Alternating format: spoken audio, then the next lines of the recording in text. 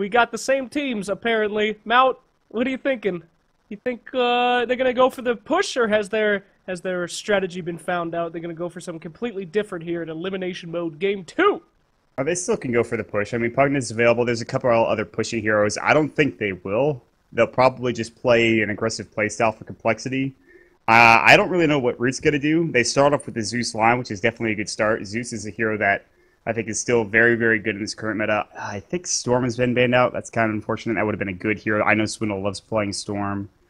MJW has such a wide hero pool, too. So they start out with the Queen of Pain, though. That's the biggest thing for complexity. We'll see where they put it. More likely than not, it'll be Swindle's Queen of Pain in mid lane, which is also another one of his heroes that he picks up a ton.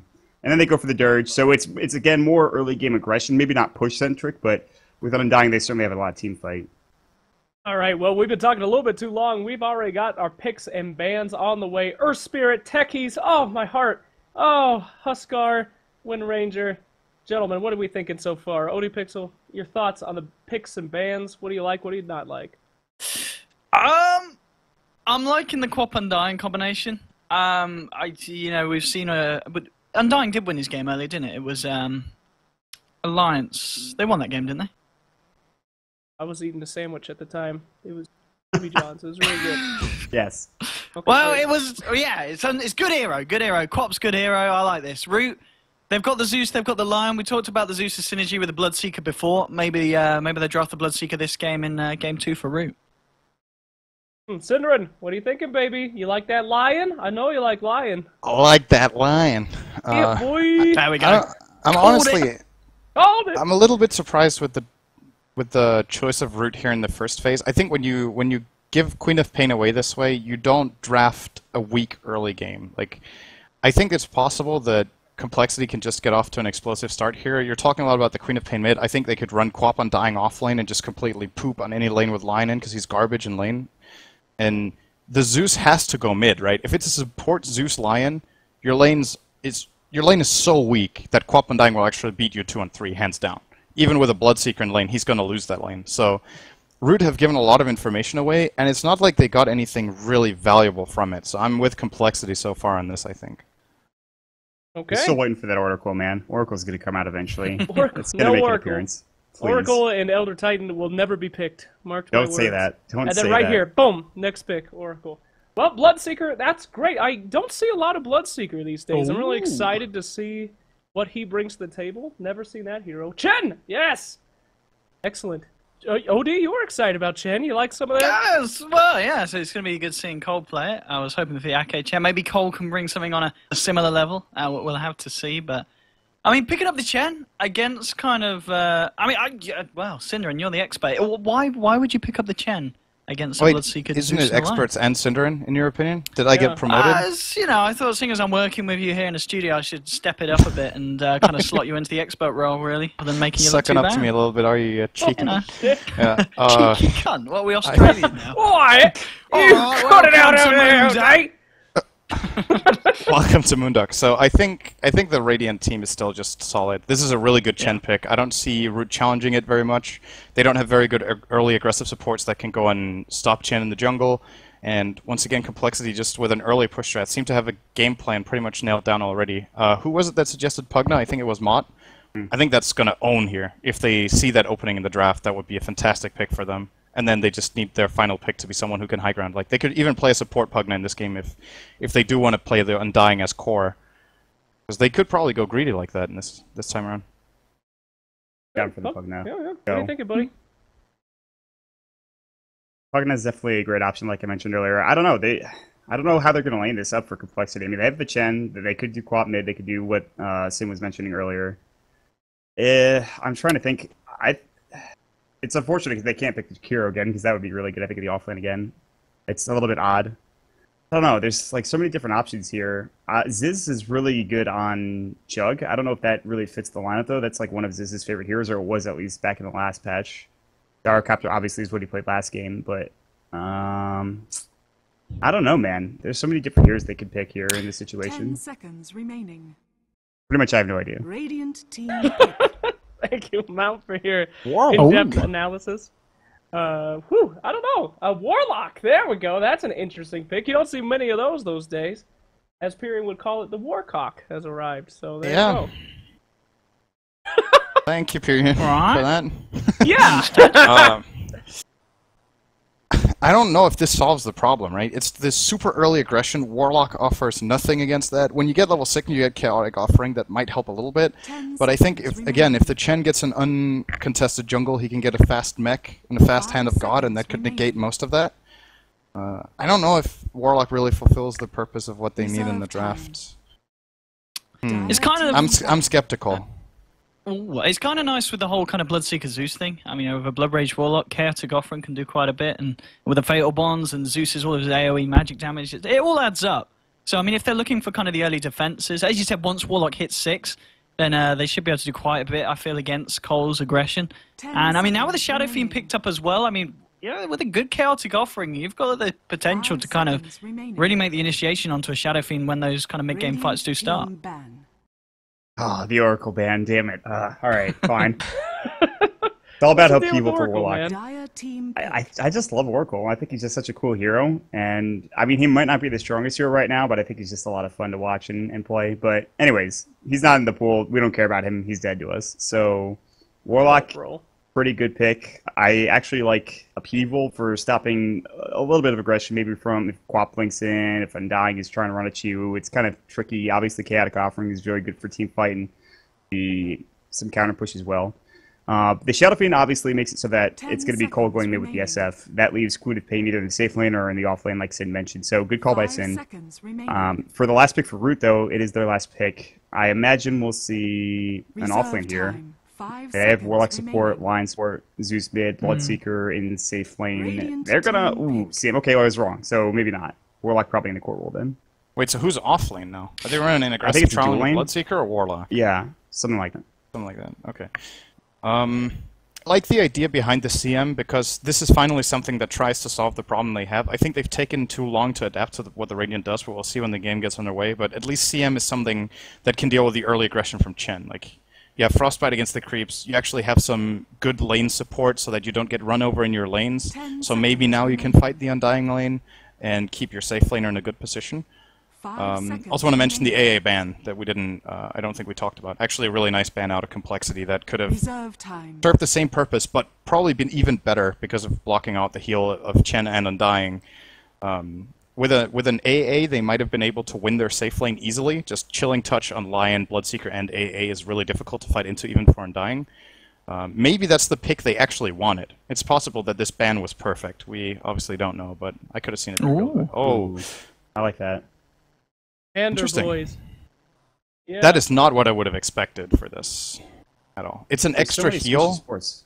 And it's good early on for clearing creep waves and maybe for like just team fighting with the overwhelming odds. But I don't know if this is a good game to really have duel in. We'll see. Interesting. Well, I mean, the supports are really squishy, and if she catches one alone, they're gonna die. I think there's a lot of That's true. counter initiation. Like Line, if Line's not the one getting dueled, he can always just like turn around Earth Spike and Finger. Zeus can just like Lightning Bolt. So they do have counter potential against the Legion, but if they're careful about it, like Legion will kill. So like every single hero in this game, besides maybe Bloodseeker, and even him if he's got Blood Rage on, is very squishy. So kind of it's tough. I think you're absolutely. But I think it's a smart pick, and I also like it against, especially the Warlock, in the sense that the Warlock, when it comes to those fights, it pretty much relies on him getting that ult off, and if you can get someone straight in, like the Legion, get the duel off, then Warlock's pretty much irrelevant for that part of the fight, and suddenly it's very hard for Root to come out on top against coL's lineup in the mid game. Who do we see the mythical duel and then Chen back to base move happen? What do you? I'm not sure. Thanks for your input. Probably you know not. what I'm- Hopefully not.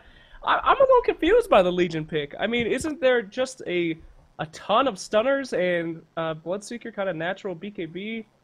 I don't know. You guys, you're sure about this Legion pick? You think it's a good move? I'm not 100% sure. I think she could easily get caught out if the positioning's bad, but She'll if- need a BKB. yeah, exactly. She definitely needs an Yeah. early BKB. I agree if with you. SF and LC get BKB, I just feel that they're going to wreck against Root's lineup. Yeah, All right, just a quick question. Did the game start yet, Pim? it did. It is loading Okay, up currently. fair enough. All right, so I'll watch Delay. it some other way then, I guess, because I didn't get to download the patch on time. So Oh, you noob. Oh, I jeez. I messed up, guys. I thought I was That's all right. downloading, and then I didn't close my Maybe I client. can It didn't screen start. share it or something. I Back to could join do the Dota for you, analytical. Sin. Don't worry about it. To join. I'm in there. I got it.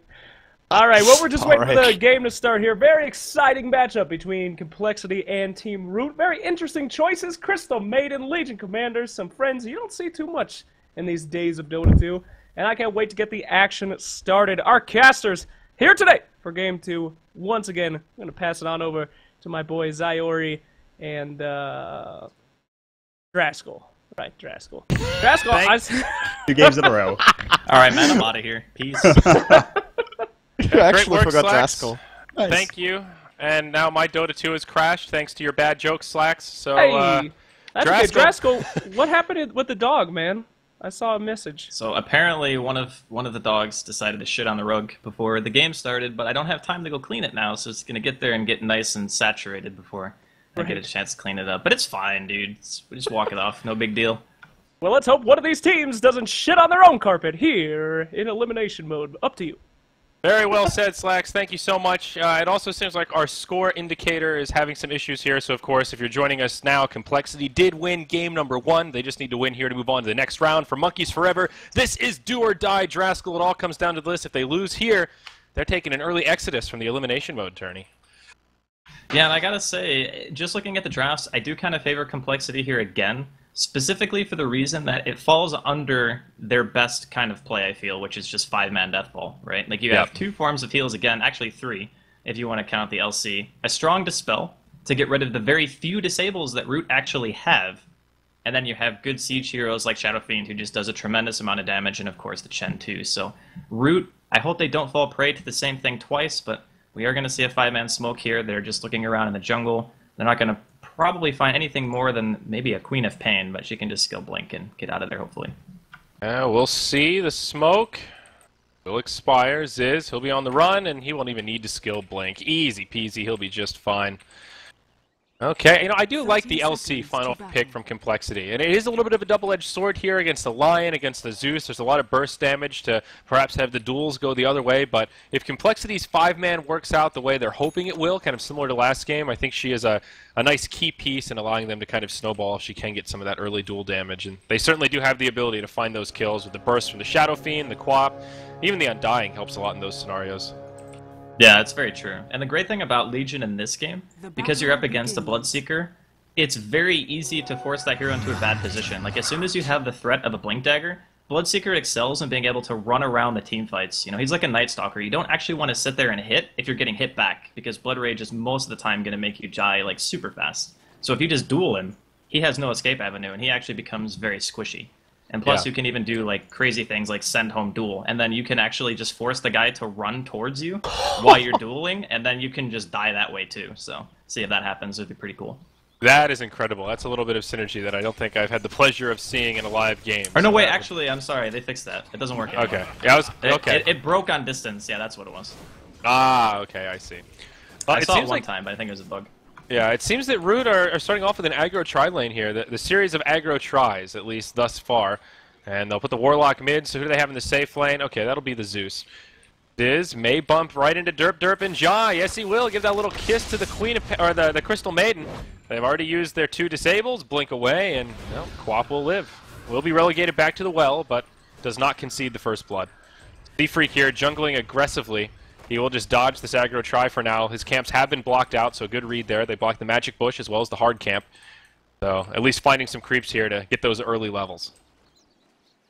Yeah, all things considered, it seems like Root are just kind of trying to do what Complexity did last game. Just get the supports moving around, try to shut down some of the lanes, and I mean, heck, there's nobody bottom right now because poor Ziz just got chased back to his well. But I don't think that the laning phase is going to be too bad here for Root this game. Well, Root are going to rotate mid here. Shadow Fiend going into a pretty aggressive posture. It looks like Swindle's reading this rotation pretty well. He'll rendezvous with Z-Freak on the high ground. They will give him a healing salve to help top him off a bit. This is kind of awkward. We've got 3 heroes for the Dire in the mid and 4 for the Radiant. Now it's Complexity that'll go on the aggressive way too. Only connects on 1 with the Decay. And then they will just back out. Even Ziz rotating on the Queen of Pain, sitting only at level 1. Well, at the very least, they don't lose Swindle. That's the one thing in this game that I think is pretty important, is Shadow Fiend getting a good start, because once that Warlock Golem is online, and once you have Rupture, you're going to need your Shadow Fiend to have enough farm, because he's most likely... If the Chen goes Arcanes, I wouldn't be shocked to see him buy Mech this game, just because it's very conducive to their style of play, which is Death Ball. And if you don't get that Mech at a very early stage, it's not like you have Liquid Fire to fall back on like they did in Game 1. They're going to need that hero to get something up. Right. Well, the Chen does have a smoke picked up already, so Z-Freak definitely showing signs of some aggression here. He's picked up an invisibility rune, now sitting at level 3. Like he won't be able to do too much with it in the way of kills. I'm curious about your thoughts on Warlock overall. Maybe we'll hold that thought is down bottom. Waga with the blood right out does connect onto way 2. Ziz will be forced to blink back, and all right, that'll be the end of that little skirmish. The line's still only level 1, so not really offering too much to help out Waga for kills. What are your thoughts about Warlock in general right now in this meta? Another one of these heroes that I feel is just a little bit underloved. He has a gigantic cooldown on his ulti. Like, that's the biggest problem with the hero, is he's very cooldown based. I mean, his shortest cast is 16 seconds cooldown. Like, that's still a very, very long time, and that's Shadow Word, which is probably his least useful ability in a lot of these team fight-oriented cases. And Right. I think it's very strong when you can force the issue. As bottom, it seems like Root are trying to do that right now. Yep, silence on 2. There's the stun from the line onto way 2. Could this be the first blood? He'll eat the stick charges, turns, decay on 2. That'll help top him off, but Waga does find the kill. He gets the first blood. Unfortunately for Complexity, they trade 1 for 1, but they don't get the kill on Lion fast enough, and it will be an advantage for Root. Yeah, it's a slight thing, though. I mean, trading right there, getting the first blood. Both cores get their respective kills, too, so all in all, I don't think it's a gigantic deal. The biggest... It's actually huge for the co-op getting that solo kill. Now she's level 3. She really needed that. Yeah, it's very helpful. But the bigger thing to note here is Waga's level 5. So once you start getting Bloodseeker to level 6 and you have those early points and a Thirst, then you're going to start really struggling with even getting Tower Dove. Like, this hero is so good at punishing no disable type heroes, even though Queen has Blink. If you get low enough, it's not going to matter. He's just going to chase you down anyway. Too bad. Yeah, and it looks like Complexity will just leave way 2 down here so that Ziz doesn't get completely boxed out. At least if Waga dives the tower, they can put down a Tombstone, do some damage to him, and perhaps deter him. You know, one hero we haven't talked about much this game, though, Draskyl. It's MJW in the top lane. This Legion Commander has been pretty quiet, but he's topping the last hit chart, tied up there with Swindle on the Shadow Fiend, though. Just as we say that, there will be a rotation, a 3-on-1. Out comes the Hex after the stun. Now the Frostbite from Crystal Maiden. They actually have the damage. The overwhelming odds doing a lot here. A 3-on-1 scenario, and MJW just walks away. And there's the problem right there with laning against the Zeus. He had his 17 charge wand. There was no way they had the damage in the tank to be able to take him there. I would even say that he used his W suboptimally. Like, he used it before the Impale hit instead of waiting to dispel the Frostbite, which would have probably made him take less damage, but all in all it didn't matter, because this hero actually has crazy good stat gain. Like 2.6 strength gain per level. You just get that stick going and you'll be A-okay. Yep. So things still looking okay for Complexity here. Golden Experience very even in this laning stage, certainly much more so than the last game. Swindle now moving into the jungle to clear out some stacks. So far his build just looking pretty standard, just a Wraith Band, Brown Boots. See if anything on the Courier. Nope. Kind of curious what build he'll go for in this game. I really do feel like Mecha's good, but it depends on... Ziz, down bottom, gets ruptured. Oh yeah, they connect with the silence. Tombstones come down from way 2. Waga, he'll just finish it off, and that'll be an easy pickoff for Root. 2-1. Yeah, Waga's had an amazing start here. If he continues to snowball like this, Complexity will have to address him at some point. So we're going to see Monkeys manage to get his hands on the rune there bottom. Z-Freak tried to deny, couldn't quite get it. It's really big problem, though, because Complexity, while they do have a good 5-man, they have very, very little disable outside of that duel for Waga. Yeah, well, up top, Zeus, he's about to find himself in a world of hurt. An invisible Shadow Fiend does not have an ultimate. No, he'll just try to TP home, and it looks like Shadow Fiend will do it. A couple of Shadow raises, and the TPing Zeus will be taken down. That's a pretty good kill. As long as they can make trades and then get to the mid-game without losing too much, I think Complexity will be fine. Because Bloodseeker in 5 versus 5 is not really the same as when you're kind of in this laning phase, you have a good start, everyone's split up, a couple of people take some harass damage, and then you just start running at haste rune speed and running at people under towers. So if Complexity can hold on for a while, don't let Waga get too out of control, and avoid getting into a bad fight, which could happen up here, top lane. Yep, right now it's a 3-on-3. Ziz, the one that gets initiated on. Hex from Jaw around the tree line. Oh. Shadow Word, but we'll be able to blink as the Earth Spike comes out. It will be a whiff. Swindle will just TP home. No way to interrupt it. And Complexity won't get punished for that. It's a big rotation from Root, and they get nothing out of it. All the while in the mid lane, Z-Freak's just pushing this tier 1 tower. Swindle's rotated back, and Complexity just outmaneuver him there. Yeah, I wonder if it's not worth it there to just throw the golem down just to stop Swindle's TP, because then at least you guarantee you're going to get a kill. Instead of Right. using a smoke, rotating over there, not accomplishing anything, and then losing your mid-tier 1. Because here's a scenario. They drop the ulti, they kill Swindle. They already know that Z-Freak is mid and will likely not TP top to defend. They can probably just trade the offlane tier 1. Still not an amazing play, but certainly better than what happened. Yeah, at least you're getting a tower for a tower instead of handing over your prime access point here in the first 8 minutes. And all that time, Undying's been getting a little bit of space in the bottom lane. He's now up to level 5, going for a 1-1-3 build, so heavy priority in the Tombstone. I like this build on Undying. You see quite a few different builds. Some Undyings prefer to put the early points in the Decay, but if you can get the maxed out Tombstone at level 7, it's very hard for the opposition to deal with during that timing window, if that's when you want to start the 5-man. Yeah, Tombstone is obviously great for a number of reasons, and I think he'll probably end up going Soul Rip secondary. It's just great for when you're running those 5-mans. There's just so many creeps. Like, you have zombies, you have Chen creeps on top of that. You're always going to be running at towers. It's a very, very strong hero with this style of lineup. Yeah, and if you can MJW, get the... Go ahead. No, I was just going to say, he was at top of the CS at 30, like 3 minutes ago, and he's only gotten 3 CS since. I just thought it was pretty funny, as a Shadow Fiend and a Bloodseeker have pulled very far ahead. Yep, oh, here we go. Rupture now into MJW. He'll keep running, at least for now. Still holding on to the Prestier attack. Bloodright will connect, but he gets off his spells beforehand, handling himself very well under the pressure. He had a TP scroll, could have just tried to head home, but instead does stand his ground, and nice heads-up play to actually take some of the damage from the Rupture. You see some players, that they panic when they get Ruptured and always stand still, but sometimes it's worth it to just take a little bit of that damage and position yourself a bit better. Complexity will react. 4 heroes to the top lane. Queen of Pain still farming down in the bottom, but they are ready to continue sieging, and this time Root are ready to defend. They've already rotated 4 heroes of their own. Complexity are doing this smart, though. They're not just walking up to the tower and saying, alright, let's fight, because they know that Monkeys is there, and a good golem can totally shut down a team fight, especially since he's got 3 points into those fatal bonds. So the damage that you take is insane, especially you partner that with a Bloodright and a Thunder God's Wrath. You can lose 2 supports right off the bat without even being able to move, so it is a very scary proposition pushing into Root right now, at least while they're under the tower. I think they're much more content for the time being to get their core items up, wait for the mech on the Chen to come out, which Z-Freak is rushing, doesn't even have boots, and then obviously whatever Swindle goes for. Yeah, Chen also just about to hit level 6, so they'll have Hand of God, Undying as well, just about to ding level 6, and even just a second point in Soul Rip really helps when you're making these kind of pushes. Down bottom, there will be a wraparound from Ziz. Level 6 on the Queen of Pain. We'll see if he can find a solo kill here. Does have the ultimate. Will hang on to it for now. Drops the hammer, and Zeus will end up in the grave. Nicely played there from the Quap, and a much-needed solo kill to get him back on the board. Now, those solo kills are very important, too, just getting that level up. And we're going to see a Rupture here on Z-Freak. Z-Freak on the run. Tombstone does come down straight away. He does actually get hit by the Bloodright, but he'll be okay. And it's another Rupture that does not yield a kill here.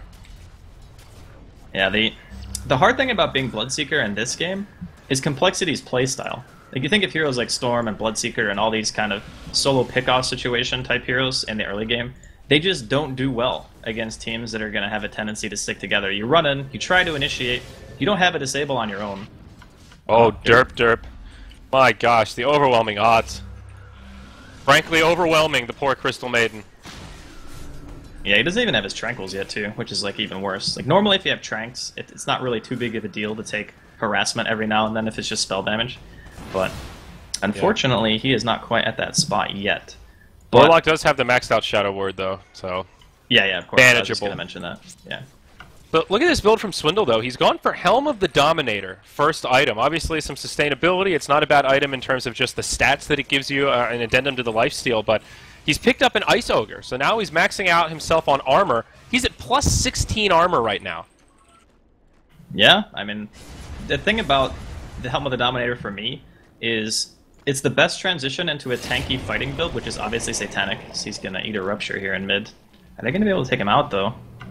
Just going to tank through most of it. He makes it up to the high ground, still above 50% HP, sips the bottle, and man, Waga can just not make anything happen with these ruptures. He'll get a haste rune, but he's still 2-0. Number 2 on net worth. He's not having a bad game, but they are really doing a good job stopping him from just balling out of control and taking over. Yeah, and the Hand of God being available too makes it a lot less likely that Waga's going to get that solo kill in general. And plus, you probably noticed 24 armor at 12 minutes is pretty hard to eat through. So once you rupture and you throw down the blood rate, your right clicks are going to do nothing to him. So the Bloodseeker can't even go on Swindle on this point, which is a little bit concerning if you're Root. But again, it's 12 minutes in. Monkeys is almost level 9, and we haven't seen a single Golem dropped yet. That's the point where we're going to start to see a big change. If the Golem is successful, maybe Root get the momentum they need to continue, keeping their towers, maybe even push 1 or 2 of their own. But if the first Chaotic Offering isn't good, this game is going to get real hard. Yeah, we'll see a smoke rotation from Way2 and Z-Freak. Z-Freak just about 20 gold away from the mech, so this is when Complexity will start to flip the switch. Back up in the top lane, there will be a duel on the Derp. Swindle trying to do what damage he can, but there's a lot of support. MJW tries to cut his losses and just TP out. Swindle will do the same, but the Finger of Death comes. The Death Requiem actually gets the Crystal Maiden, so it is a 1-for-1, and MJW will survive. All the while in the bottom lane, the rest of Complexity grouped up, pushing this Tier 1 tower. Deuce in the tree line here, not too much he can do. TP's at the Tier 2 tower. They will try to mount a defense. Chaotic Offering was used, but they're not going to need it to defend down bottom. Blood Right will push these 2 heroes into an awkward spot. Way2 sent home just in the nick of time. He'll make it out. Now Z-Freak, he'll try to TP. He lives as well. Again, Complexity with superior movements. They trade 1-for-1. Not the best trade, losing their Shadow Fiend, but in the end, they force Root to rotate quite a bit, and they don't get nearly as much as they were hoping for. Yeah, all in all, it was okay, not great for Root. The biggest issue that they're going to run into is, again, they are very, very reliant on that Chaotic Offering, and Monkeys actually just left it there most of the time. Like, it sat there for 45 seconds without moving after they killed instead of trying to at least push the lane. And I know it sounds like a small thing, but when you have an ulti cooldown that's almost 3 minutes, you need to maximize the effectiveness of that skill every single time it's up. And getting a Shadow Fiend kill and not pressuring any towers, I'm not sold on that was enough, but it wasn't a disaster. Yeah, one big benefit here, though, is Lion getting that kill on the Shadow Fiend. He's now got 1,800 gold, not too far away from that Blink Dagger, and that will open up some options for Root just in their ability to initiate these fights, maybe control the Shadow Fiend and Queen of Pain a bit. Yep, Zeus in the wrong place at the wrong time. He drops his full rotation. Ziz will pop his ultimate as well for good measure. Now Swindle ruptured. Blood Right will connect. He'll stand his ground. The Death Requiem gets the kill on the Lion. A 1-for-2 so far. Ziz has a blink away. Does have a TP, but doesn't have enough mana. Oh, no. Why did he scream? Ziz, why? Oh, he's doing the tread swap. Okay, he'll be okay. He'll be okay. Yep, he's fine. All right, just barely. Whew. All right, so a 1-for-2. Yeah, it was all right. I mean, losing Swindle again kind of sucks, though. He's going for a BKB, but he's down to 9 souls. Not really where you want to be as a Shadow Fiend right now. MJW trying to line it up here onto Waga. D-Freak on his way in as well. Oh, Waga uses the Blood Right. Now MJW should be feeling pretty good. Overwhelming odds. He's already used the press the attack. There's the duel. Blade Mail returning some pretty good damage here. MJW getting low. He won't be able to win the duel and get the bonus damage, and he will be turned around on. A big rotation from the Dire side. Z-Freak as well, tanking tower shots. The Shadow Ward for some extra damage. It'll be a 2-for-0 going in favor of Root as Complexity get punished for their hyper-aggression. I'm not sure why Complexity feel the need to take these really scrappy team fights. I feel like the strength of their lineup is actually 5-manning, and the only time where they've had bad things happen to them this game is when they've been split up. And I think that's super important for them to keep in mind, that every single time they try to take an engagement like that under the tower, with or without vision, and I feel like that ward kind of baited them into going in because they had vision of the tier 1 bottom. But there's no need. You can actually just wait, let your SF get BKB, and then just go 5-man with that. Because if you get ruptured with BKB as Shadow Fiend right now, and you have that Dominator, you can't die. Like, you just right-click whoever comes in, because the only physical damage dealer on that team is the Bloodseeker. Yeah. That's a good point. Looks like the Queen of Pain will be going for an Orchid here. First Oblivion Staff picked up, so Ziz on the road to recovery. He's number 4 on net worth, had kind of a slow start in the safe lane. He's actually looking to be in okay shape here. Meanwhile, in the bottom, Root will finish off that tier 1 tower. Crystal Maiden actually getting credit for the kill, as Warlock now just one piece away from his Aghanims. MJW walks a bit far forward. Frostbite will be taken off by the press the attack, and he'll head back to safety. But Monkeys is looking at a pretty damn good Aghanims timing here, Draskyl, just 900 gold away. Yeah, this is going to be pretty scary. So even though his first ulti didn't accomplish a tremendous amount, he still got great farm. And having the double golem out around 20-minute mark, which he's probably on par for right now, that's still going to be a very scary timing for Complexity. And I think that's also a large reason why Swindle has opted to go for this Dominator build, because it just gives you a little bit of the extra damage that you need to be able to just right-click them down, and it also gives you the added sustain, which I think is very important when you want to continually apply pressure. Right, and they've got some additional sustain now with the mech on the Chen, the Hand of God, and even the press the attack. If Swindle gets focused that hard and you have some of those support abilities around, finishing him off becomes a much more difficult task. And looking at MJW, he's got a Shadow Amulet now. Looks like his item of choice will be Shadow Blade this game. I'm a little bit surprised, honestly. I thought the Blink Dagger would be where he'd want to go. He might feel a bit like going Blink is not going to give him the damage that he needs, and because his team, the only person he has that synergizes with the Blink Dagger pickup is the Queen. So if the Queen is there and Ziz wants to follow him in with a Blink and drop a combo, sure, that might net you a kill. However, if no one else is in the vicinity, then the Blink doesn't really give you that much. And in a 5 versus 5, blinking into Zeus, a Blood Right, a Chaotic Offering, and a Finger potentially, it's kind of a scary thing. So having the Shadow Blade increases your farm rate a bit. It still gives you the chance to initiate if you find that solo kill, and it also gives you a higher chance of getting a 1 versus 1 kill because you get extra damage, whereas a Blink would net you just the ability to initiate. Right. All right. Well, when you put it that way, it seems obvious that he went for the Shadow Blade. My God. I mean, it's good. It's not like... There are downsides, of course. I mean, the downside of it is once they see that he has a Shadow Amulet, they know what's coming, so they can buy Sentries and Dust. And pushing in with a Shadow Blade is very difficult. It's usually seen as an item that you use when the game starts to split up. And that, in of itself, is a little bit opposite of what I figure Complexity want to do. Like, they want to be together. Right, right. Well, see a couple of smokes here. We'll see Waga and Derp rotating down bottom, and the rest of Complexity up top. Ultimate from Zeus comes out that will reveal the smoke. They can at least infer the positioning here of Complexity, and Zeus will head back to friendly territory. Both teams thwarted in their efforts to find some smoke kills. Yeah, but I think in terms of overall movement, Complexity still come out a tiny bit ahead because they will be able to get their hands in the tier 1 safe lane. Whereas Root are kind of just fumbling around bottom here right now, not going to be able to find much. And I don't think, given their current positioning, that they're looking to pressure the tier 2. I think they're just going to be content to let Monkeys finish up that Aghanims that you were talking about a little bit earlier. And once that's out, he's even started to get a couple of points into Upheaval, which I thought was interesting that he skipped it early. He went for the 3-4-0 and then just put points in the Offering instead. Even going to be forced back to TP here, to tier 2. Yeah, but now that he has it... It is interesting. I mean, Fatal Bonds, it can be a great value point. It's definitely worth leveling up, but I think a lot of people would argue that those first few points in Upheaval are also pretty damn important. But two big items now. There's the Aghanims and also the BKB from Swindle just as it comes out. The BKB is massive, and like I mentioned, already having the Helm of the Dominator, even if Golems are attacking him and he's ruptured, he can tank up a bit. Like with that mech, with that Hand of God, with a good Soul Rip, he should be fine. So I'm wondering how this fight's going to go, because this is pretty much the breaking point of the game, right? The first big team fight with a 10-second BKB, and then, of course, the Warlock having Aghanims. This is going to be a big turning point if a 5 versus 5 breaks out. Yeah, I mean, you just look at the Golden Experience graphs, and this game is strikingly even. Complexity hanging on to a 800, 900 gold lead, and Root with a small experience edge. This has been... it was pretty aggressive early on, and now things have really slowed down as both teams have just farmed up their core items. The smoke now picked up on the Lion from Root. Of course, he does have his Blink Dagger, picked it up just a couple of minutes ago.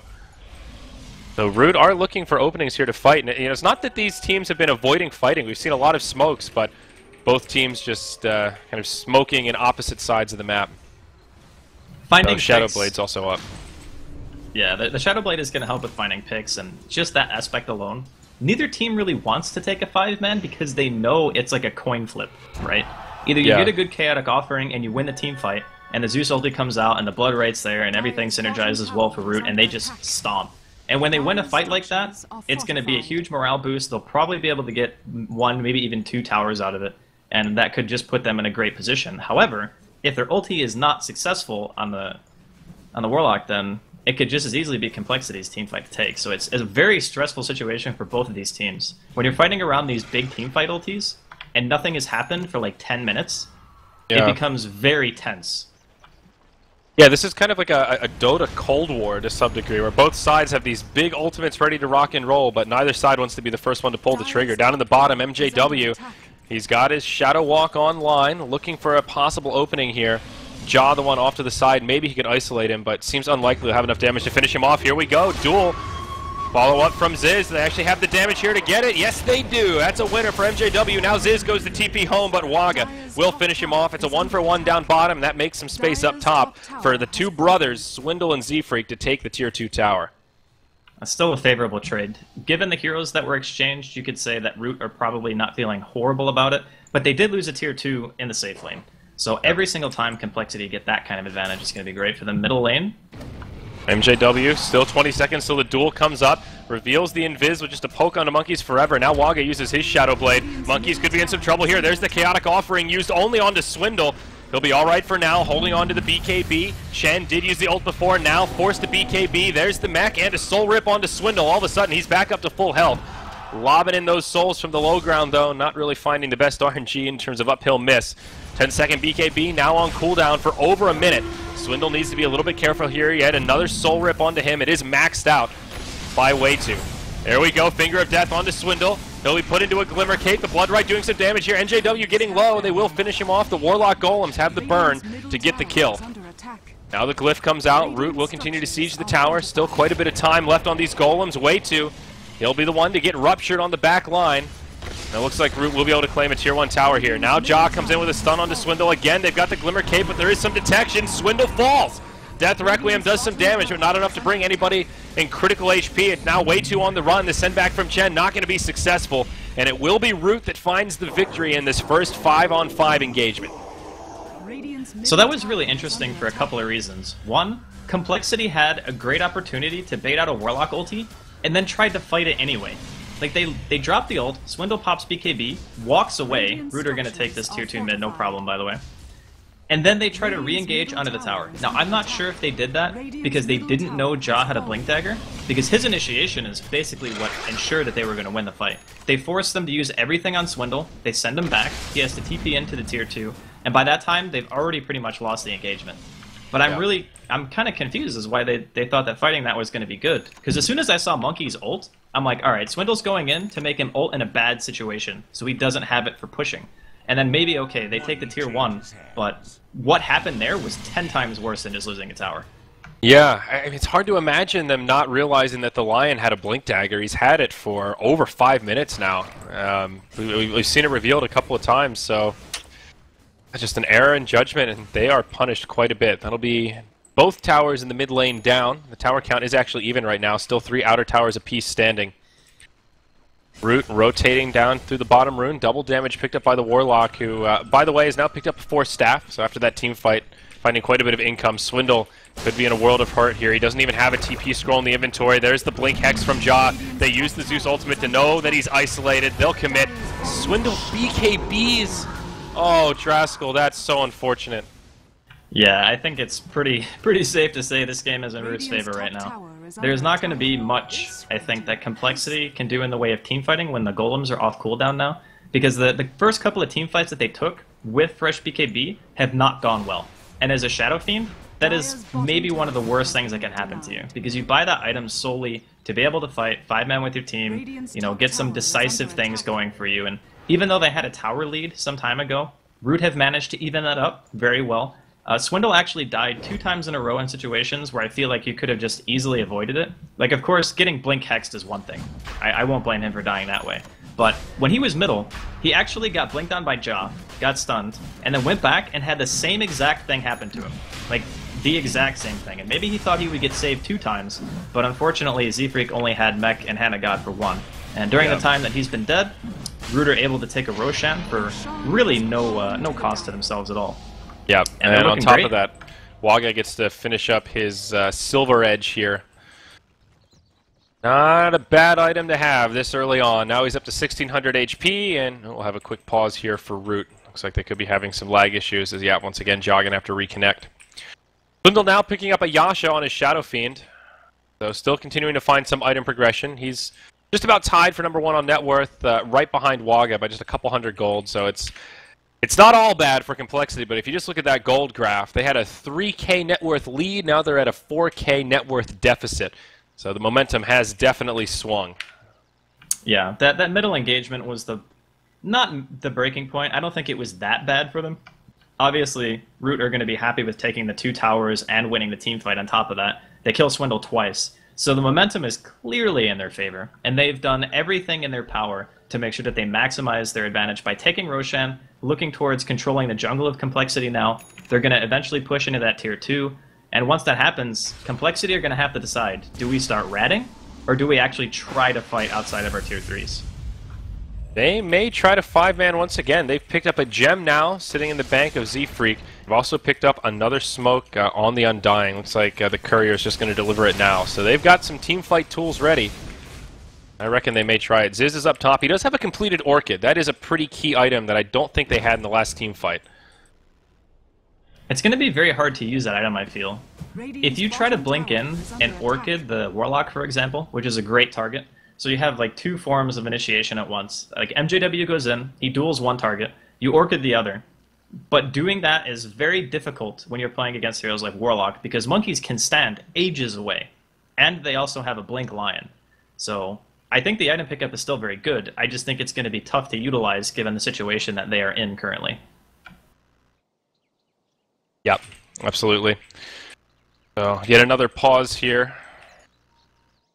As Root group up as 5 in the bottom lane to pressure this tier 2 tower.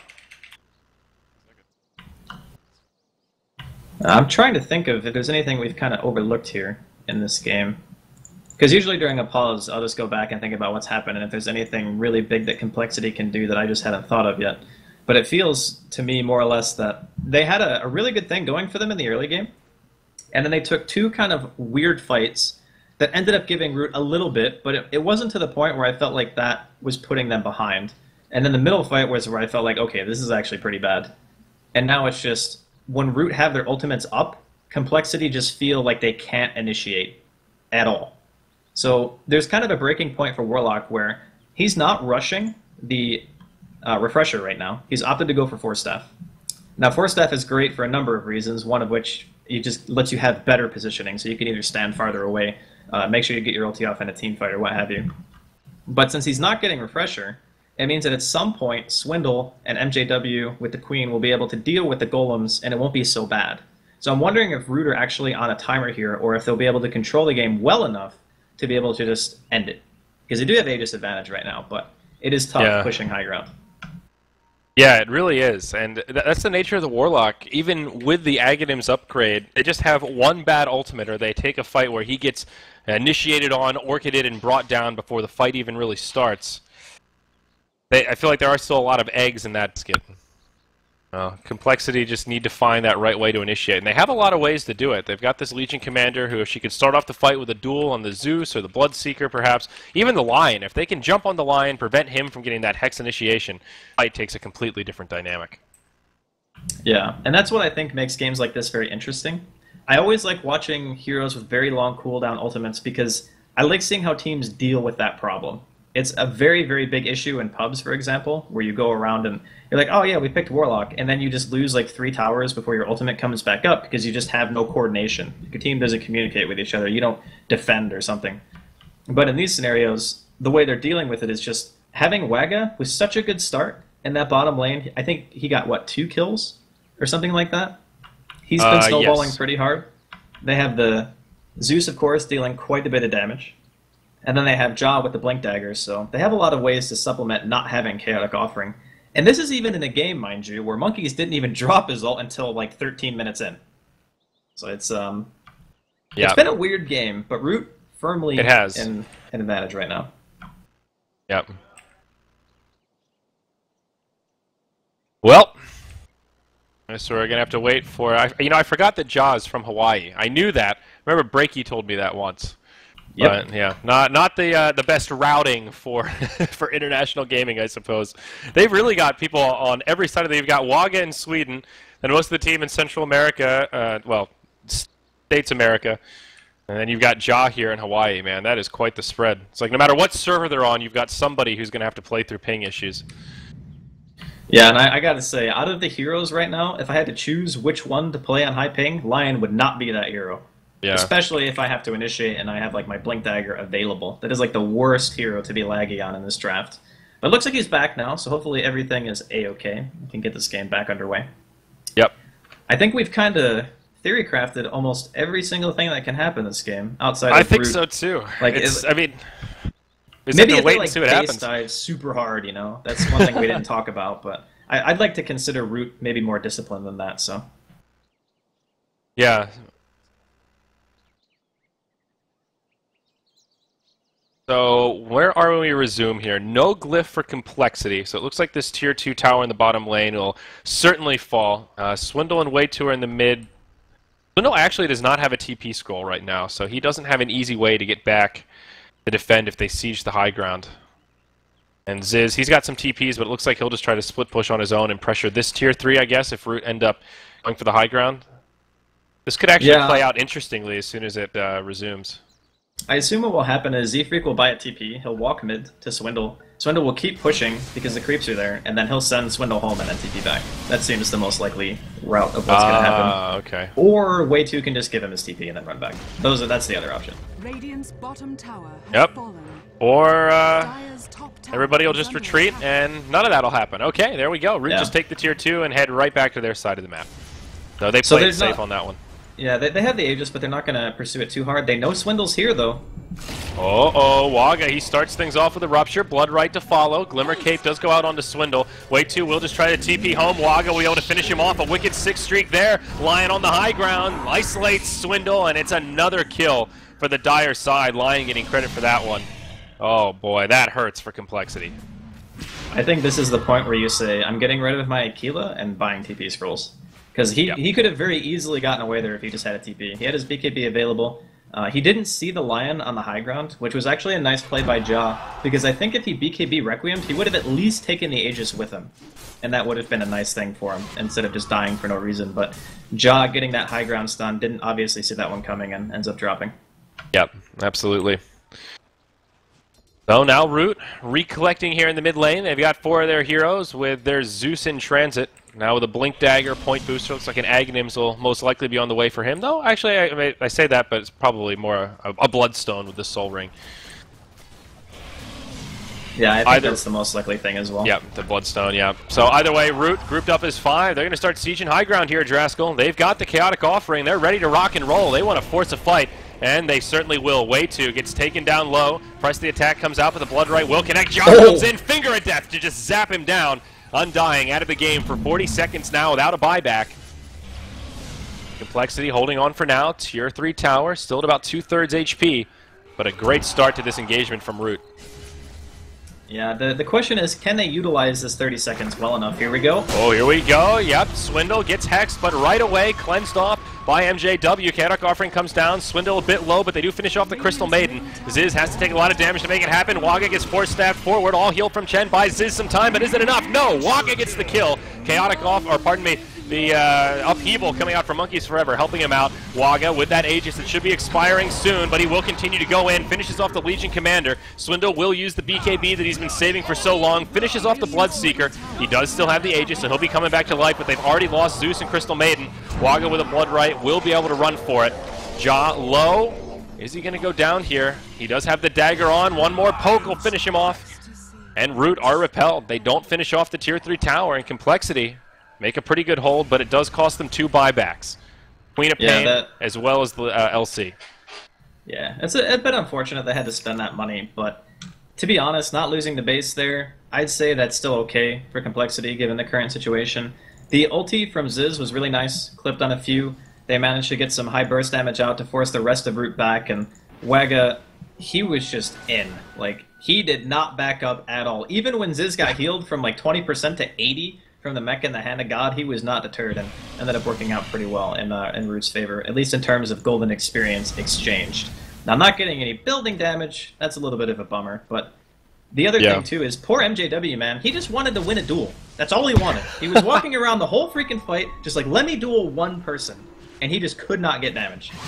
Yeah, we're now almost 30 minutes in, only 14 dual damage. That is certainly not where you want to be. I think he was definitely hoping to ball a bit more out of control. We'll see a smoke rotation now from Complexity. They're going to wrap around the tier 2 tower in the mid lane. Waga, he'll be the one that gets caught by the duel, but it's going to go the other way. Perhaps it's close. Waga, winner. He'll get the bonus damage, but they do end the godlike streak. It goes the way of Chen, as they also get a kill on the Crystal Maiden. A 1 for 2 as Complexity now move into the tier 2 tower mid. There is no buyback available on this Bloodseeker. I don't know that they'll actually try to siege the high ground, but if they just rotate bottom, they might be able to make this a twofer in terms of towers. That's actually a gigantic kill. Like, barring the Crystal Maiden kill, that gave them so much. And plus, like you mentioned, being able to get that second tower most likely out of it. Still 40 seconds left before Waga's alive again.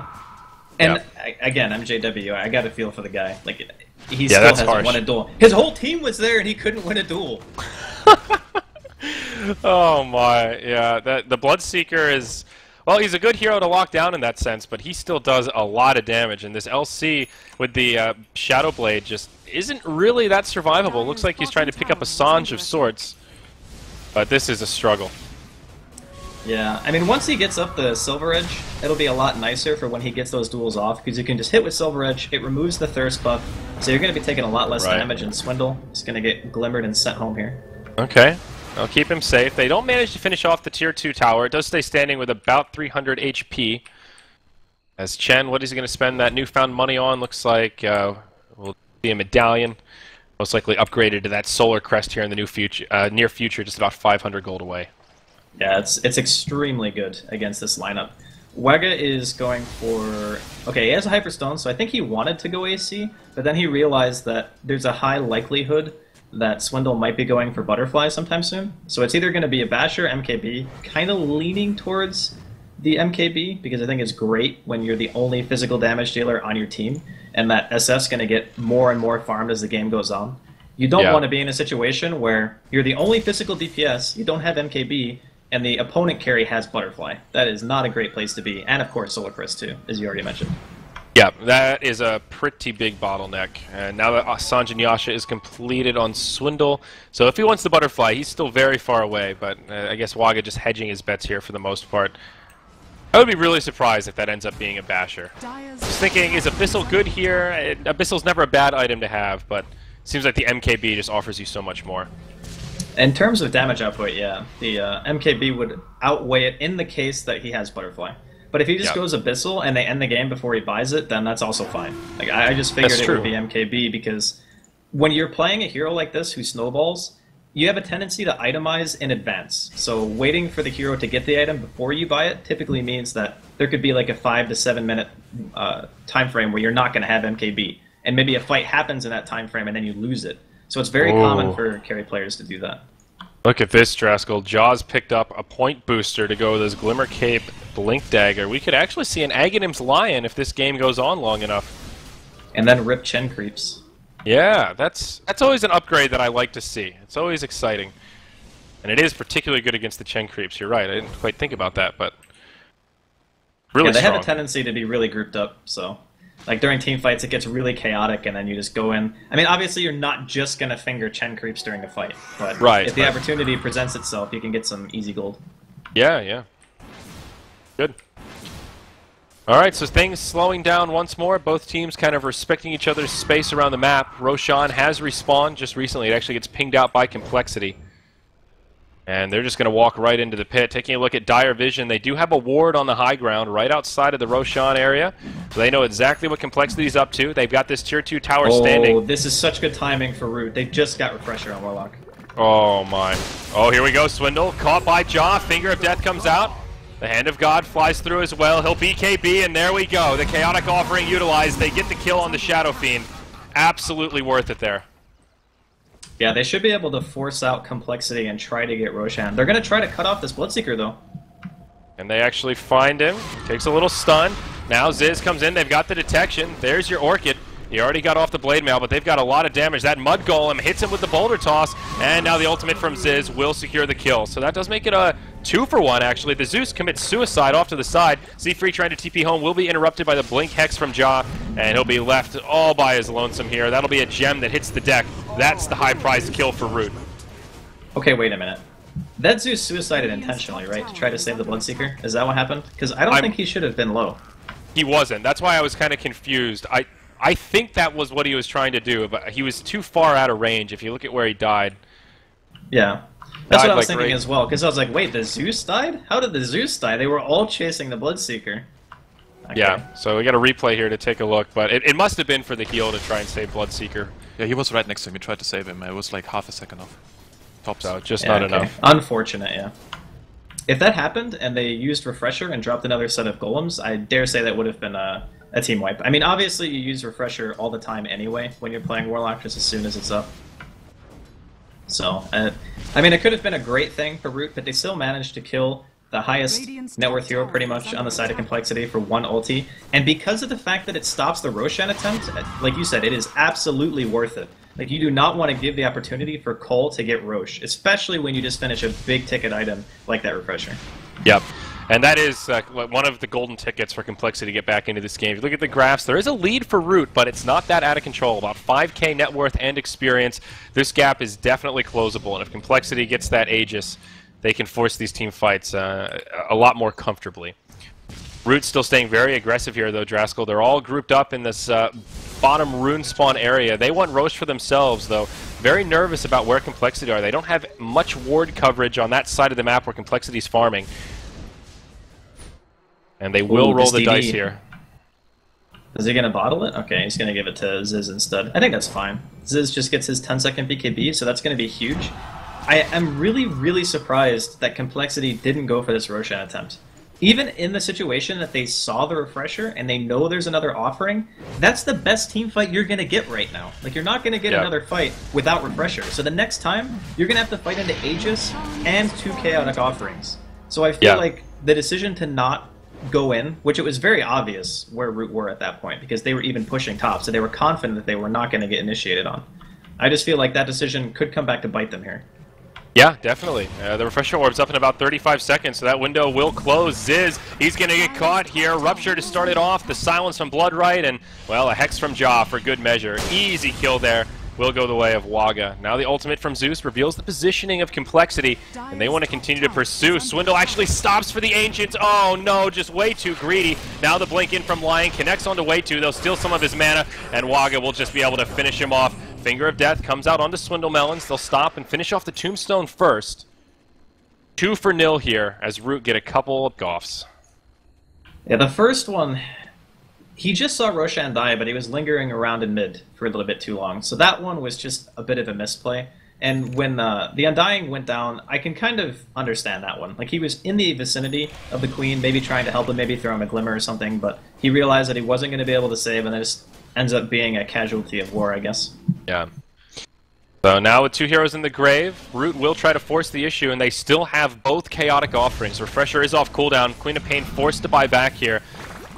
Now Jaw comes in, Hex initiation onto Swindle, he'll also be ruptured, chaotic offering, Swindle in a lot of trouble here, he'll pop the BKB, no, that's another BKB, never mind, Root coming in, the freezing field doing some good damage from Derp Derp, the second set of chaotic offering comes down, but the all heal from Chen actually helping them survive through this. Swindle had to buy back, Waga just barely lives, now he falls to the dagger of Queen of Pain, that'll be the Aegis of the Immortal. A strikingly good hold here for Complexity, despite the double chaotic offering. All those defenses, though, are very expensive, and as time goes on, it's going to be harder and harder to be able to pay for that. So yeah, even they use 3 buybacks. Holy shit. Yeah, I mean, they lose 2,400 gold for that exchange and around 1,600 experience, and there's still a golem up. But yeah, maybe the here we go, the counter initiation, and they go back on into Swindle, but Ziz comes out, Jaw gets caught by the Orchid, but Glimmer Cape will keep him alive. Ziz blinks aggressively, and it could cost him his life. It does. Waga finds the kill. Now Queen of Pain out of the game for 75 seconds. The question is, though, with a melee hero like this and no golems left, can they actually kill the Rags? So without golems and without Waga having that... Okay, another Rupture here onto Swindle. I think he might just die. Oh, yeah, the Force Staff will finish him off. There you go. Radiant's middle barracks are under attack. That was the Force Staff from Monkeys. Definitely Rags. Yeah, they just That's it, GG. Complexity call it 12 to 25 in 40 minutes. Root Gaming, take us to a game 3. They actually used Warlock better than I think I've seen a lot of other teams, maybe barring Phoenix. That it makes me think that this hero can actually still be used, but then every other time I say it, it just does terribly. So I don't know if Root are just really good with it, or if Complexity just ended up biting off a little bit more than they could chew during some other team fights. I feel if they had played their game plan like they were, just avoiding the fights, take a pick where you can get it, but don't go hard for a pick. Just wait for your item timings and then 5-man. I think they would have been a lot better off, but mistakes happen. It is a game of Dota after all. Yeah, absolutely. So with that, we're going to toss it back to the panel. We're going to get this next game started as quickly as possible. Complexity have another series they need to get to in about 45 minutes. So we're going to get this show rolling and try and get into Game 3 here as quickly as possible. Sir Action Slacks, take it away, my man. Hey, everybody. Welcome back to the panel. We're going to be going on as soon as possible. We got to get Complexity out of here one way or another. Joined here by Mout, Pimp, and OD Pixel. Dude, there was no one on the panel, so I figured I might as well come in because we don't have something prepared for 3 people. I'm here. What? You're gonna kick me out, you asshole? You're out, Synderen. Late It's fine, it's fine. Come on. Oh, Hold on. what a I'm shame. here. I just have to fix. Sorry. I just have to Step it up, fix your names, guys. Come on, chill. Whew.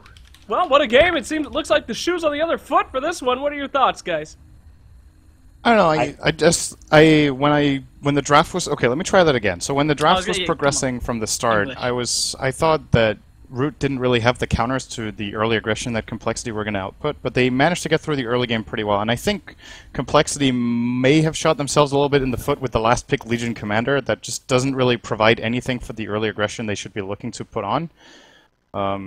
They didn't really have any sort of really good catch to start the fights and allow their team to mow down the towers as early as they wanted, and then Root just slow played and got the Warlock Axe Refresher, and then, it's pretty obvious from there. Also, Bloodseeker was a great hero this game because they didn't have lockdown for him.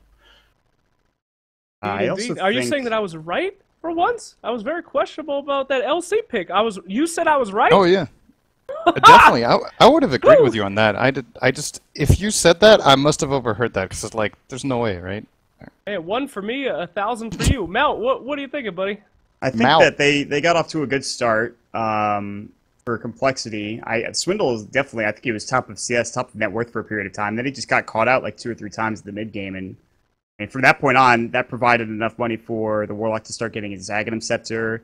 Anytime they would take a fight, the golems would come down, and like Sin mentioned, I thought the LC was going to be a bigger factor in this game, but she had, I think, 14 dual damage at the end of the game, which is pretty terrible, unfortunately. Went for the Shadowblade as well, which I think there were positives and negatives to it, but I think it wasn't the hero for. I was thinking it would be when the draft happened, but as the game progressed, it was clear that it was definitely not helping out. So. Indeed. Owen, we are running out of time, baby. We got to get this going. What are your thoughts on the game? What are you hoping to see for Game 3? A lot of eliminations have been done so far. A lot of big heroes are out of the pool. Who are you hoping to see, and what did you think of that last game? I'm hoping to see more funky stuff. I really like the Warlock pick at the end of the day from Root Gaming. It kind of felt that coL didn't really know what to do against it. There was a lot of situations where it felt like Swindle couldn't quite get off his BKB in time, and the golems, they were doing a lot. Even though there were a few golems where they get a kill, but they weren't able to push off the back of it, they still had enough of the big ult usages to really kind of get the momentum that put Complexity in that place where they just couldn't seem to fight back and get back on top of the side of Root Gaming. All right, fantastic. Well, we're already starting off over at the ban screen. We got our first ban coming out from Team Complexity. Very interested to see what they pick here. They've got a lot of still pretty viable heroes left, but at the same time, a lot of neat niche picks that you're not going to see anywhere else except for elimination mode. Synderen, who do you think is the #1 person to be grabbing from who's left? Oh, that's a really difficult question. Like when you look at the that's pool why like I left this, this for you, baby. You put a lot of trust in me. A lot of responsibility to live up to. All right, what do you think, Slex? Hey, I want to see some Omni-Knight, bro. He's still there. All right, you're wrong. Okay, so what else is there? Omni-Knight is actually not a. Seriously though, Omni-Knight, when the pool gets smaller, starts becoming really, really powerful. I think the hero in general is really good, and in this kind of game, I could definitely see it. I don't think it's a hero you want to pick first though, because then you give the enemy team too much information. But I wouldn't be surprised at all to see an Omni-Knight. Team pick. So as far they first picked Visage, I don't know if that was the best first pick really. I feel like there's one key hero we're missing. Like when you get to the third game, I think supports are really important, so it makes sense that they get Visage. But at the same time, maybe a hero like Witch Doctor or Rubik could have been higher up on the list. Yeah. Oh, damn, say denied they're with that stupid. Drow Ranger Visage. See ya! No Drow Visage combo for them. Good stuff. And Root is This- taking the push approach here. The same thing that happened in the third game of Alliance is that Alliance picked up Visage, and then immediately after, MFF decided to pick up the Drow Ranger. The Drow Ranger wasn't the reason they lost, I don't think, but it wasn't as effective as it could have been. So we'll have to see if it's the same thing. Also, Enchantress. 10 Nobody plays this hero seconds anymore. remaining. Why? I mean, I'm sure it's got its uses, but Slasher's Seconds way. remaining. the Slash's way, the offlane build, whatever. I love that. Yo, it's legit. Don't whatever. No. I'm not saying I'm saying I actually love that offlane build. I just kind of forgot about it, but you're whatever. right. Now you're just a bandwagoner. Okay, all right, Andy. Get out of here. You're not even on the panel. Radiant team ban. What is Slasher's Way? What for Enchantress? What's the deal? I'll play Enchantress extra passive. Anybody who's not a robot? Nice Nice. count, It's Cinderan. That's the reason you were muted. Everybody for the is transition. turning to a robot. God damn. What the hell's audio going on here, issues. Pim? No, we're not beyond the summit. No, SAS is not. No, it's fine. Slacks, you're fine. Mod is fine. 5 seconds remaining. Alright, Pimp Muckle is the only one lagging for me right now. Alright, you're just. Yeah, okay, you same. fixed it. You You're good fixed now, it. Sim. Hey. Alright, he's fine now. I think we're good. We're good. LD, stop DDSing you. We're good. Thanks, LD. From Beyond the Shit. Can we talk about Slash's Way build now? Can we talk about what that actually is? Yeah, so you max Untouchable and go in the off lane, and most of the time it's not really that strong, but against particular lanes that don't have very much magic damage but are more reliant on the physical damage to get the job done, and especially if you're playing against a dual lane, Radiant you can team just ban. trade, you know, most of the time when the dual lane is versus solo off lane, one of the supports will just keep you away and keep trading with you, and Enchantress just wins the trade, because Untouchable is so much better level 1 than it used to be. So that's kind of the overall idea. And then I think you start with a lot of stats in your item build too, so that you trade even better. It's interesting. I have never seen it in competitive though. Not like my parents when I try to tell them something cool. They say, "That's interesting. That's really interesting." Or it's stupid, and don't ever do it again. So we'll see if the Enchantress works out. I sure hope it does. Let's see who we got 10 banned, boys. seconds No remaining. Death Prophet this time. A very good Game 3 in elimination 5 mode seconds pick, that remaining. Death Prophet, but not today. No Invoker. That's sad stuff. But who are we Dire going to team pick? pick. Meepo's still in the draft. Could we see some Meepo, boys?